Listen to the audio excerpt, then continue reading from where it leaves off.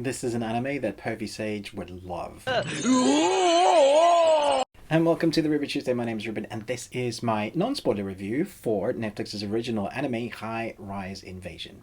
Let me know if you've read the manga, if you've looked forward to this, have you seen it yet? Let's jump into the review, but yeah, give me a thumbs up. On the roof of a high-rise building, a young girl named Yuri witnesses a masked figure split a man's head open with an axe. Yuri soon finds herself in a strange world of skyscrapers with only two options for escape: fight past the mysterious masked figures or leap to her death. Okay, I seem to have a need to do various different breakdowns for anime reviews because there's a lot that goes in them, and I feel like sometimes given an overall rating just doesn't work for anime, so I'm going to break them down as we go through and do various ratings for this review, so I hope that's okay with you. It's a little new thing that I'd like to try. So for one, we're going to do a Perv rating, an animation style rating, a score and soundtrack, but together, but I will break them up and talk about it, story, script and dialogue, and the ending, and then I'll do an overall rating. Okay, we'll start with Perv Rating, which is a funny one to start with, but I feel like this is the apt place to start. This is a Netflix adaptation of a manga that has finished. I believe they've done a sequel as well in the manga. So if you really like the manga or the anime, you can go read the manga and then go buy the sequel as well if you're so inclined. But I should say, this isn't 18. This is not for youngsters. It's definitely up there with the amounts of gore. There isn't sex, but there are certain animes that are renowned for like showing nudity and stuff, and like Black Lagoon, and they have less perviness than some animes, and some animes have a high perv rating, like One Piece. You know, most of the cast wear very, very skimpy outfits, or you have characters always ogling or googling at some of your anime characters. You get that in this a lot. The angles, like Naruto, where you have Pervy Sage, reading or ogling. You have that a lot. And some of the angles will, if you're offended easily, or if you haven't seen much of anime, because this is kind of the history or the origins of anime, has that embedded in a lot. I would say more than 70% of all anime has some sort of pervy character in the anime series or movie. And so that seems to be part and parcel. I was hoping we were getting a little bit away from that, but I have to say the perviness is 10 out of 10. Nani? Okay, so let's talk about the animation itself. So we have our main protagonist here. Well, mainly two main protagonists, I guess. We have Yuri and her brother. It's the Honjo family. And so the story starts out with seeing this young female, 16-year-old, on the top of a high-rise building, and you see that it's not the normal reality. It looks like our world, but it isn't. There are these bridges that are connecting the buildings from building to building to building, and it takes about 2 to 3 minutes until you realize, oh crap, this is why it's an 18. We're having people's heads split in two, people dying, lots and lots and lots of gore, and so you have two, well, maybe three choices. You can decide whether you're going to jump off the edge and die, or you can try and survive, or you can become an evil person. There's like multiple little things going on, and so the animation style itself is very generic, I would say. When you see the movements of the people in the generic moments without the action, we'll talk about the action separately. When you have the movements of the people, it's part and parcel. It's good animation, but it doesn't do anything new or different. However, when it comes to the action sequences, I think it's up there with some of the best. I can't really talk about the frames. I wasn't really watching with how many frames, but I was more watching for the art style. And it's very vibrant, very fast, very frenetic. You get to see most of the action, and the cuts and zooms like you'd expect to really heighten that tension, and flows really well. So when you get to those action sequences, I was like, yeah, okay, that's what I want. So with most good anime, they're skimping in the kind of general walking around the buildings, the sharp angles. But when it comes to the fight sequences, that's where they're kind of spending their money, they're spending their time, and it looks good. So I thought that sort of adaptation from the manga worked well. I'm going to give it an 8. The score and soundtrack, I wasn't quite sure. I like the opening and the ending. I thought they kind of worked for the show, but it also reminded me a lot of Blade, the opening, especially when they're dancing in the blood like this in the club.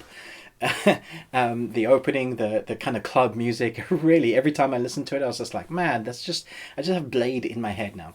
So putting that aside, we have this kind of rock almost light heavy metal, deep rock for the fight sequences, and that did put me it did take me a little bit out of it because I just don't feel like it fitted that well, and that's just my personal take on it. I know sometimes I really like classical instrumental stuff, or heavy kind of tones when it comes to building a presence or moving your story along and using score music as a character. And this one, I don't know, it just didn't fit right with me. So for the most part, when the characters are walking around, I thought it was great. When we get those action sequences, I was enjoying the action sequences a lot, but I was like, this rock music, what is this about? Doesn't always offend me, but there were some moments I was just like, wish they would have chosen something else. And so I'm giving that a 6 out of 10. And so here I'm going to talk about the story and kind of mash in there the dialogue and the scripting as well, because it kind of lends itself heart and art. So this is the meat of the review. So the beginning of this anime, you can definitely feel like you've seen this before.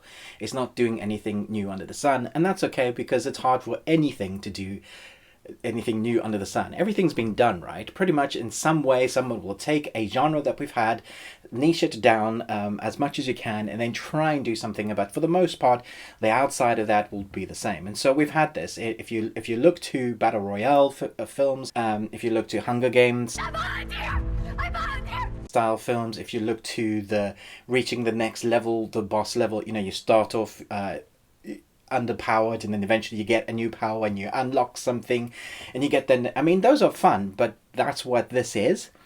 However, when we get further into the anime, it goes from being your generic, very exactly where it's going to go, what's going to happen, who's going to kill who you can trust, you think.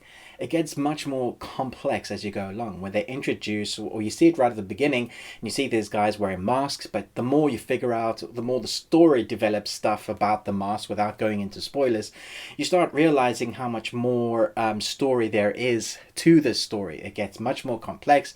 People having to use powers and the rules of those powers, people getting more powers and the rules of getting more powers. Again, without doing spoilers, the story becomes so much more complex, and I think that's what kept me engaged for the most part, because every time there was a pervy moment that I was like, why? We don't need this. There's no reason for that anymore, apart from, hey guys, look at this girl's backside and her underwear. Like, there was no point for those shots at all. But the story always kind of intrigues me, going, okay, we've got the characters' masks, what are they going to do with their powers, who's going to survive, who are actually the good guys, who can we trust?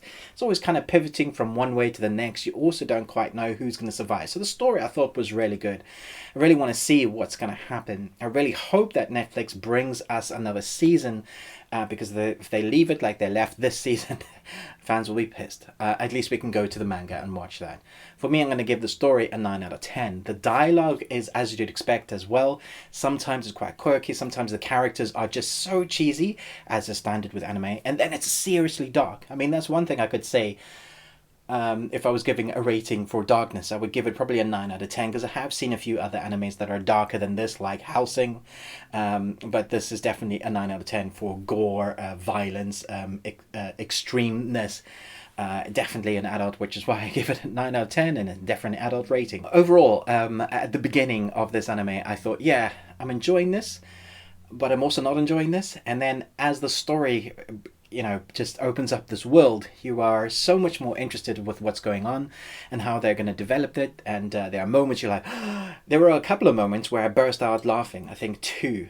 One was for the sheer perviness of what was going on. It's just like, I can't believe that's actually on screen. Sometimes the perviness is so high, you're like, what the hell? Come on, man.